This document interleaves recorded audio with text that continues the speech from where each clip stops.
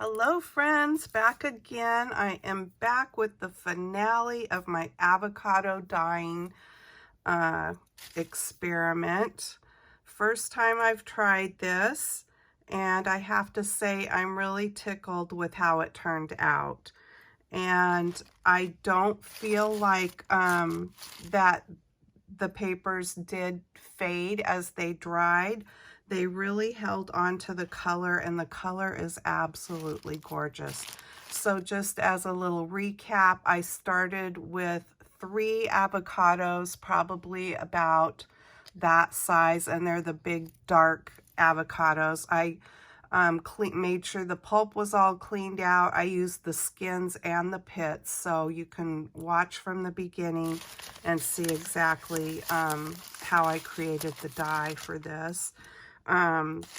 So yeah, so let me just go through these things and show you how they turned out. I will be stacking the papers up and setting something heavy on them and let them set that way for a little bit to flatten them out a little bit better.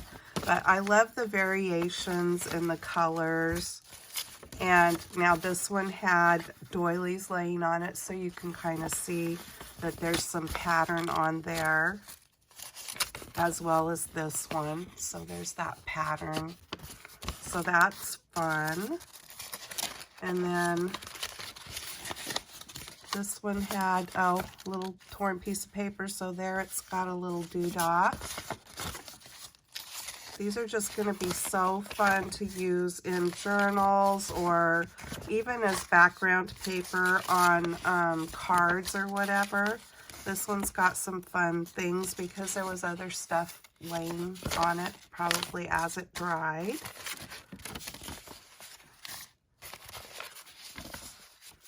So lots of different tones. Okay, so now the doilies. I just did 2 of the little heart doilies. Look at that one. That one really turned out cool, I think. And then these kind of have this paper's a little bit different. Kind of maybe a little bit, not waxy. It's more like, I don't know. Look at this one, had another doily sitting on it, so that's cool.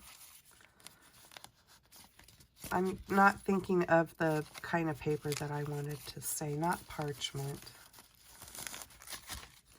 And then these really grabbed the color. This one's got some texture in it.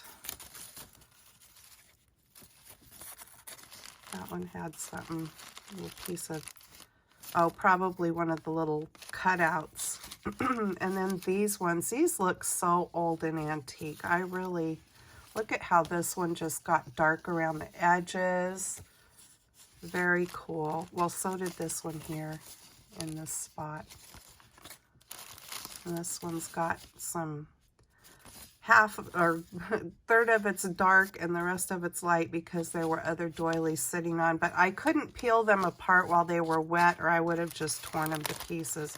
These are the sandwich bags. I love the sound they make. And this one came unglued, and actually these both were unglued, but as they dried, it sealed back up. Even this one sealed back up, but it's sealed with a, like a fold in it. So I pulled it back apart so I can glue it flat. But I think those are cool.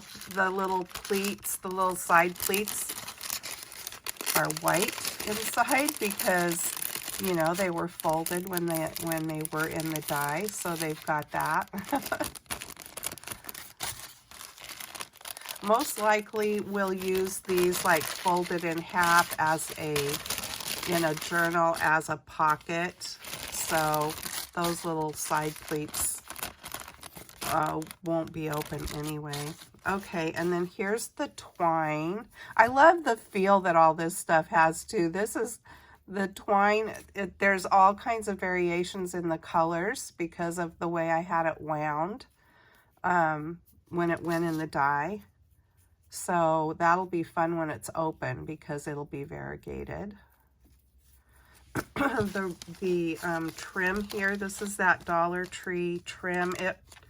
It took the die really well.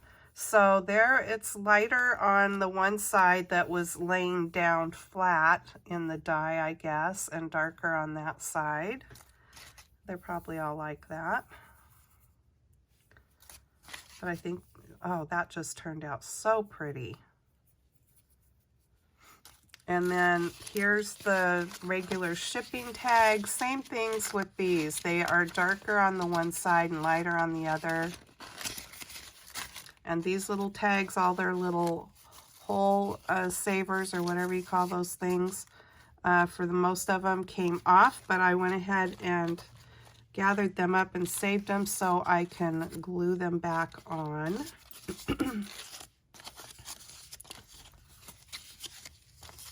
And then the papers, because of things laying on them stuff, I'll show you these real quick. These had all those whole things and one of the heart doilies, so that's kind of fun. There's the back. It even went through to the back. That's funny. And this is just regular copy paper. Nothing fancy. So this one's got a doily on it. But can you hear the sound? I love that. Doilies on these. This one,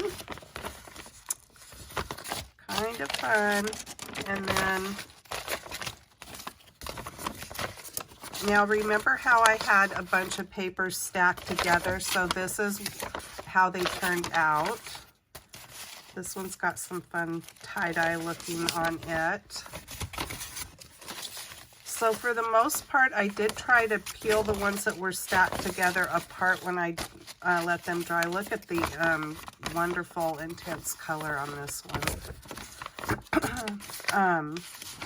But there were a few that, like a couple sheets were stuck together while they dried. But it was no problem pulling them apart once they were dry, and just like with the doilies and stuff too. So if you try something like this and you use the more fragile things like the doilies, just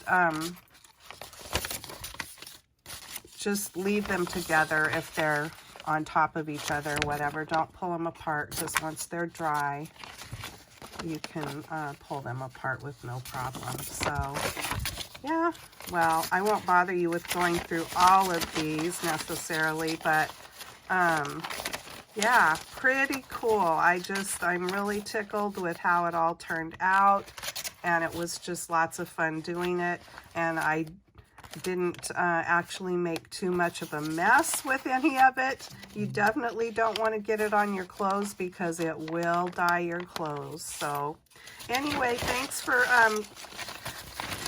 going on this little avocado dyeing journey with me. Make sure to go and check out what everybody has created for Saturday Morning Makes. And thank you to Jill Norwood for hosting Saturday Morning Makes. I will put the information to her channel in the description box below, so go visit her channel and play along with us. It can be whatever kind of arts or crafts that you like to do. And just put that hashtag SarMornMakes, and that's how we find each other. And can put that hashtag in, especially in YouTube, and have all the videos come up. I guess Instagram changed how they use their hashtags over there. I don't know. I haven't really looked at that yet, but lots of people play along on Instagram also. Okay, take care. See you next time. Bye-bye.